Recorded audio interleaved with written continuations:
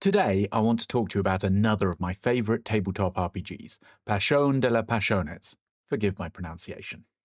Pasion de la Pasiones by Brandon Leon Gambetta is a role-playing game about being in a Latin American telenovela with all the drama, romance, betrayals, and shocking twists that you can possibly imagine.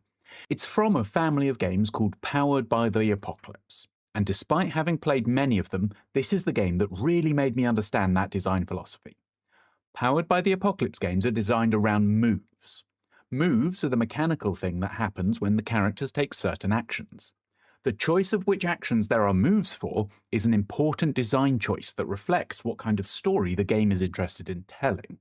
For example, Pasion de la Pasiones does not have a move to lie to someone, but it does have a move to accuse someone of lying to their face. The act of telling a lie isn't that dramatic, so there's no mechanical implications, it just happens. But when you accuse someone of lying, hopefully dramatically in front of a huge crowd, that's something the game is interested in, so there's a move for it. When you trigger a move by doing something within the fiction, most of the time you roll some dice, so the outcome is a little uncertain. In most RPGs, you add your stats to the dice, but in this you don't have stats. Instead, you ask 3 questions. 1 based on who you are, and 2 based on which move you're triggering, and each yes you answer with adds +1 to your roll.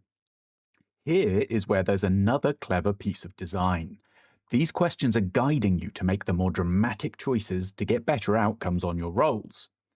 When accusing someone of lying, the questions are, do you have evidence? So you're more likely to succeed if you have something to back up your claim. And do you have an audience?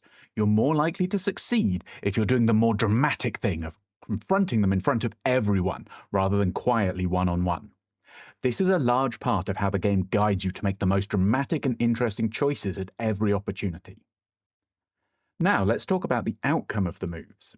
When you're accusing someone of lying, if you roll well enough, you get to choose from some options, one of which is my favourite thing in almost any game.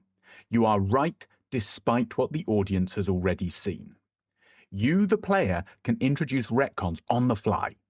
Obviously, this isn't for everyone, and make sure the other people you're playing with are on board with it. But in the last game of this I ran, when we learned that one of the player characters was actually the murderer, it was a fantastic moment.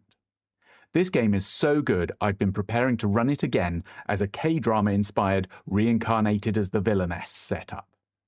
It runs for exactly 6 sessions plus a session to create characters and the world in the beginning.